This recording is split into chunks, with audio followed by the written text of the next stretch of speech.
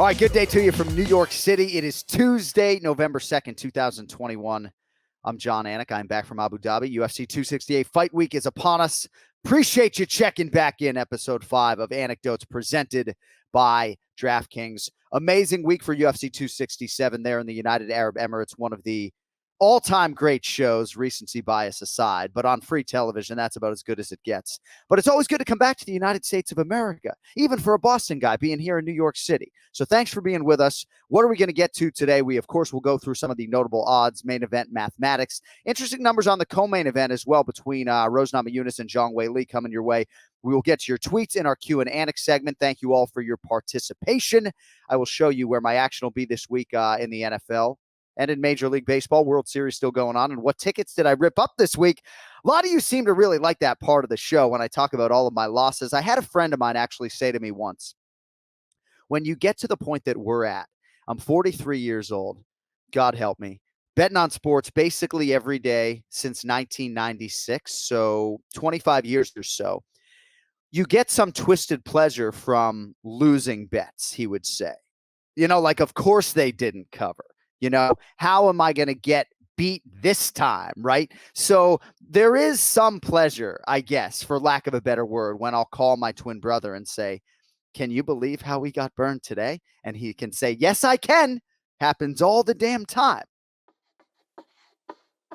All right, let's get to main event mathematics. Atop the card, UFC 268, 2 championship rematches, Kamaru Usman versus Colby Covington, and Rose Namajunas in defense of her strawweight belt against Zhang Weili. So right now on Draftkings Sportsbook, Kamaru Usman minus 320, Colby Covington plus 250. Over 3.5 rounds, juiced to minus 140. Under 3.5 rounds is at plus 110. So the first meeting between Kamaru Usman and Colby Covington was UFC 245, December of 2019. Usman closed a minus 205 favorite, Covington plus 165.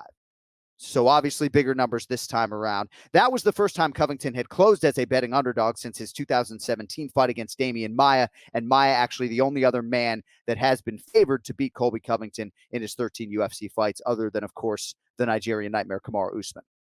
On the other side, Kamaru Usman trying to start his UFC career at 15-0. So if you have bet on him, and for a lot of the big sharks out there, right, the price is never prohibitive, right? You tell your wife 60,000, honey, but we're going to win 10 and easy money most of the time. So Kamaru Usman, if you bet on him, he has cash for you every single time. And I don't know that that should be lost on bettors, right? Certainly a lot of handicappers will say, oh, you know, minus 320, I'm not going to pay that price. And I'm not sitting here telling you that I would pay that price. I'm just saying the guy's 14-0 in the UFC, 14 winning tickets if you played Usman prior. And, of course, there are many different ways you can bet on him, method of victory, round propositions to make the price less costly. But I do think it's incredible for the guy, 14-0 in the UFC right now. And he's only been an underdog once, plus 165 against Tyron Woodley the night he won the belt. That was UFC 235 in 2019. March of 2019. So March of 2022 would be 3 years as UFC welterweight champion for Kamaru Usman, and what a run it has been. He's got a big one this weekend, though. More on that, of course, over the course of the next 10 or 12 minutes. Co-main event, also a rematch. So right now on DraftKings Sportsbook, Rose Namajunas, a slight underdog, minus 105. To the surprise of some, Zhang Weili slightly favored, minus 115. So some numbers on Namajunas, 4th career rematch for Thug Rose. 3-0 in the previous 3 against the likes of Tisha Torres, Joanna Jędrzejczyk, and Jessica Andrade. And this is also familiar territory for Namajunas. My research suggests, hopefully it's accurate, she has cashed 5 times as a betting underdog in her UFC career. And as an underdog, she has only lost once in the UFC. Food for thought. That's main event mathematics. And there were going to be some more props, obviously, later coming up this week at DraftKings Sportsbook. We'll have the odds boost where basically DraftKings takes a plus money parlay and boost it for you. So essentially last week we gave you Khamzat Chimaev and Li Jingliang under 1.5 rounds, and then Glover Teixeira Jan Blachowicz under 2.5 rounds, together 2-leg parlay that would normally pay out a plus 265. But then DraftKings, because they're just nice people, I guess, will boost it to plus 320. No one else is doing that for you. So you're getting a 55-cent boost, great value. And my producer, Cody Merrow, tells me that we cashed that. I wasn't sure, but it came in. So we will take the plus 320 hit last week. So first time Kamaru Usman and Colby Covington met, lasted 5 rounds. This Saturday at UFC 268, $5 can net you $200 with Draftkings Sportsbook, the official sports betting partner of UFC. New customers bet just $5 on either. And if your guy, Usman or Covington, cashes, you get $200 in free bets. Will the Nigerian Nightmare hold on to his welterweight title, or will Covington exact his revenge? And can you imagine if he does? Well, for you, you bet $5 on the UFC 268 main event, win $200 if your fighter wins. And the DraftKings Sportsbook layout is just fantastic. DraftKings is safe, secure, and reliable. You can deposit and withdraw your cash whenever you want. They honestly couldn't have made the process any easier. So get yourself in on the UFC 268 action this weekend. Download the DraftKings Sportsbook app now. Use promo code ANIK. Throw down just $5 on the UFC 268 main event on either Usman or Covington and win $200 in free bets if your fighter wins. That's code ANIK this Saturday at DraftKings Sportsbook, official sports betting partner of UFC. Must be 21 or older. New customers only. Restrictions apply. See DraftKings.com/sportsbook for details. Gambling problem? Call 1-800-GAMBLER.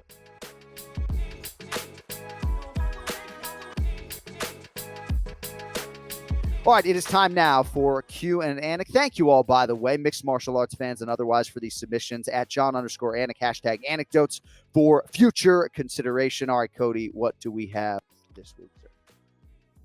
John, the Big O podcast asks, if Kamaru beats Covington in a decisive fashion, does it finish this rivalry and eliminate any chance at a third title shot? Well, with any immediacy, I would say yes. Certainly if Kamaru Usman has 2 head-to-head finishes over Colby Covington, and a lot of people do like him by TKO this weekend.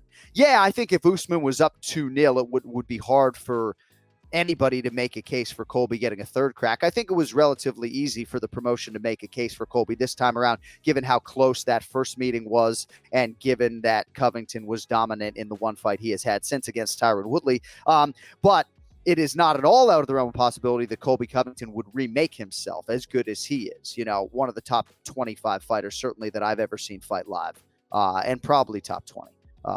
So, yeah, I think Covington could bring himself back if Usman were to move up or move on. Who knows? But, yes, I think there's a lot on the line in terms of this rivalry, needless to say, coming up Saturday night at MSG. From TJ Ramsey 44, other than your beloved Boston, which U.S. city would you like to see host a pay-per-view? So I don't have these questions prior, so now I'm kind of trying to rack my brain as to a major U.S. metropolitan city that hasn't gotten a pay-per-view recently. There are some rumblings about Seattle, Washington, and that's one of my favorite cities, so I do hope that we get to Seattle. It feels like it's been an awfully long time since we have been there, and it feels like when we have been there, maybe it's been a big Fox show and not necessarily a pay-per-view. So let's get up to the Pacific Northwest, kid. I know it takes a while to get there from Miami, but I'll say Seattle or give me Portland, Oregon. We'll go say hi to Chael P. Get me out to the Pacific Northwest. Alex Weber MMA sends his congratulations on 10 years in the UFC. Saturday marks just the 5th time the UFC has gone to the world's most famous arena. What is your favorite moment from these past 4 shows? Well, thank you, Alex. Yeah, decade with the UFC as of earlier this month. Pretty wild for me. It just means I'm old, you know, a lot closer to 50 than 30. So favorite Madison Square Garden moment, without question, Thug Rose Namajunas breaking through to become the strawweight champion for the first time. It was UFC 217, November of 2017. And that was my first year calling pay-per-views for the UFC. And it was one of the most seminal moments in UFC history and one of the more memorable moments, of course, in the broadcast booth there with Joe Rogan in DC for us. It was crazy, right? I mean, and in that fight, Rose was obviously a massive underdog. Joanna, who to this day, I think some people will still argue as the most dominant strawweight champion in UFC history, just given the 5 defenses, I think, of her belt that she made. But that singular result, to me, to this day, is still astonishing the way it all went down. So, yeah, UFC 217, definitely the most memorable moment for me inside Madison Square Garden. With Islam Makhachev seemingly on to a title fight, how will he get there with the 2 lightweight fights coming up? Winner of Gaethje Chandler or winner of Oliveira versus Poirier for the title?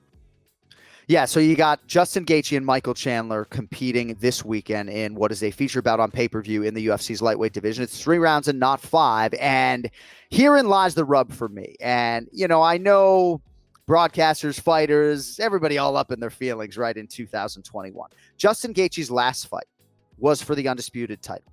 Michael Chandler's last fight was for the undisputed title. Islam Makhachev has won 9 consecutive fights and has never competed for the undisputed title. So Islam Makhachev has a case right now, and I think his next fight is going to be for the title. I think he will fight the winner of Dustin Poirier and Charles Oliveira. And when I sit here and say, Leon Edwards is worthy of a welterweight title shot, it doesn't mean that Colby Covington is not, or Khamzat Chimaev is not. When I sit here and say that Islam Makhachev is deserving of a title shot right now, and that's the direction that I would go promotionally, it doesn't mean if Justin Gaethje knocks out Michael Chandler that Justin Gaethje doesn't have a case. Promotionally, though, for me right now, how would I proceed? I would give Islam Makhachev a championship opportunity based upon the body of work and the 9-fight winning streak. John, speaking of championship opportunities, Chim Brazo 1 asks, can Khamzat be the next biggest star behind Conor McGregor? Yeah, I mean, I think there have been other stars since Conor McGregor. Jorge Masvidal really emerged after Conor McGregor and saw his star power really rise. Israel Adesanya, of course, the guy who was on the cover of the video game with Jorge Masvidal, obviously a big star. But yes, I mean, the cupboard is the opposite of bare, right? When you talk about the Paddy Pimblets of the world and Khamzat Chimaev taking his career to the next level, it's very exciting to think about. And Khamzat absolutely can be that guy. Right now, he's one of the most dominant forces in the game, even though he's only 4-0 in the UFC.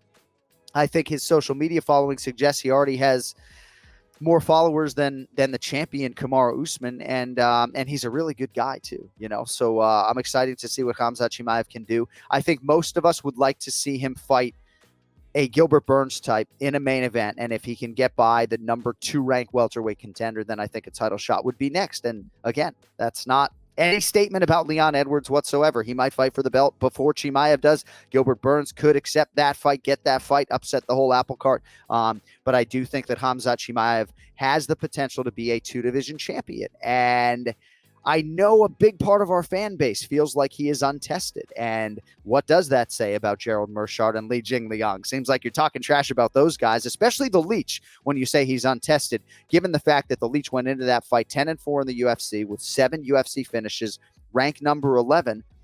How do you expect a fight to go between Colby Covington and Li Jingliang, or Kamaru Usman and Li Jingliang, or Gilbert Burns and Li Jingliang? Does it go the way that one did? I don't know. I think Khamzat Chimaev, all the rage, rightfully so. Can't wait to see the future. Probably more long-winded than I needed to go, but I think it deserved it. Who's next? John, on AnikDotes, you can take as much time as you need. Thanks, buddy. Hayden Hunter 12 asks, if Kobe wins this weekend and then Leon beats Masvidal, will Usman get an immediate rematch before Leon gets his title shot? Well, I think some of it depends upon how the fight goes, but I have said to anyone within earshot that if Kamaru Usman is beaten by Colby Covington, if he doesn't have trilogy language in the contract or immediate rematch language in the contract, I think based upon what he has done, having started 14-0 and 14-1 in the UFC, that he would absolutely be deserving of that. But who knows how the calendar can go, right? I mean, you can lean back on an interim belt if you need to. I know, obviously, they don't like having to go in that direction. But if Leon Edwards is able to beat Jorge Masvidal, I think that would be the type of win that would catapult him into a territory that is to say he would be impossible to deny. So if you don't think Leon Edwards has that true signature win, at that point he would have it. So they got a lot of good options at welterweight. Let's just leave it at that. John, MMA Asshole asks, what is your appeal to people who don't view MMA as a sport? Do you have insights that could turn the tide for those who turn their nose up? Man, it feels like we're turning back the clock right now. So sitting here in 2021, as somebody who has tried his best to educate the masses on this sport and promote the sport and bring people into the sport since 2007, when I started covering mixed martial arts for Sporting News Radio and ESPN, I don't feel as much pressure, right? Because the sport is in such a good place, not just globally, internationally, but domestically. So I don't feel the pressure to make that type of appeal the way I used to. One thing I will say is that I think the blood in our sport is very much superficial. I am much more likely to be thrown off or having to cover up my face when I'm watching the NFL than when I'm watching the UFC. Every Sunday when I'm watching the NFL, there's a violent collision of some kind with a guy going 25 miles per hour into another guy, helmet on helmet or otherwise, that makes me go, oh my gosh, surefire concussion, right? In our sport, you can't get going 25 miles per hour. Like, what's the fastest speed you could get going? How fast was Showtime Pettis when he kicked himself off the octagon and kicked Benson Henderson in the face? What was his miles per hour? When Jorge Masvidal sprinted and kneed Ben Askren, how fast was he going? So I don't know. I think the NFL is a lot scarier than the UFC. So I would tell people, if the blood gives you pause, just know that more often than not, you can leak a pint of blood and it's just one staple. All right, that's it for Q&Anik. Good stuff this week from you guys on social media. Thank you very much. All right, rip up your tickets. So I told you guys just a week ago, first touchdown scorer propositions in the NFL, that I was 0 for 11 to date on Sunday and Monday Night Football, trying to predict which player will score the first touchdown. So happy to report I'm now 1 and 12. I don't know if that qualifies for rip up your tickets, but we did hit one on Elijah Mitchell of the San Francisco 49ers last week. Turned around my NHL season with an 8-3 run over 11 straight wagers. NBA, not good, below 500, but not terrible. I don't bet the NBA all that often, very selective on the NBA. But this was a bad week overall. I went with the Cincinnati Bengals in a $1,000 survivor pool, and they lost to the New York Jets outright. So that means I'm out. Not good. Almost went with the Chiefs on Monday Night Football against the New York Giants. That would have been a sweat, but I'd still be alive. So the $1,000 is gone. Sorry, honey. I know that could have paid for some stuff. I also lost all of my golf bets as well. Not going to tell you guys how much I lost on golf because my twin brother watches this show, and he's told me to be more disciplined. And also, one of my fantasy football teams is 0-8. 0-8. So that's always fun. Just trying to not go 0-17 or 0-14, I guess it is. All right, Anik's action as we look ahead to what I have on the books this week. I'm going to be on the Atlanta Braves at plus money in Game 6 to close out the Houston Astros. I like the pitching matchup, and I'll probably come back with them in Game 7 if they don't close it out in Game 6. But I will be on the Atlanta Braves at plus money. And I know the Astros at the juice box, very significant home field advantage. I think the Atlanta Braves are going to be World Series champions by the time most of you watch this. NFL-wise, I will probably lay that big number with the Dallas Cowboys against the Denver Broncos. 9.5 right now on Draftkings Sportsbook. Dak Prescott probably going to be back. I think Dallas puts up 40. I don't think Denver gets to 20. Little early in the week for a full NFL handicap. My focus is UFC 268, but I am interested in any team in the NFL getting nearly a touchdown against the Miami Dolphins. I live in South Florida, and as a Patriots fan, it's very interesting for me to just listen to South Florida sports radio, everybody banging on Tua and the team and Brian Flores. So Texans plus 7 against the Miami Dolphins. Packers plus 1 at the Chiefs. Like, Kansas City is not good. Can Aaron Rodgers win a football game? I'm going to let that line breathe a little bit, but early lean to the Packers plus 1 at Kansas City. Short week for the Chiefs, who just aren't very good. I also like the Arizona Cardinals minus 2.5 at the San Francisco 49ers. And tonight in the NBA Tuesday night, Miami Heat minus 1.5 at the Dallas Mavericks. All right, you can follow DraftKings on social media at DraftKings on all channels. For the DraftKings Sportsbook, it is at DK Sportsbook on Twitter and on Instagram at DraftKings_Sportsbook. A lot of coverage from DraftKings coming your way from the city this week. I'll be filming a betting preview with Daniel Cormier and Chuck Mindenhall coming up on Wednesday. Odds Boost will be up at Jon_Anik on Instagram and Twitter as well. And we can't wait to talk to all of you once again live from Madison Square Garden Saturday night for UFC 268, Usman versus Covington 2 live on pay-per-view. With that, we appreciate you all watching AnikDotes back-to-back weeks presented by DraftKings. Until next time, I'm Jon Anik. Don't text and drive. Yo.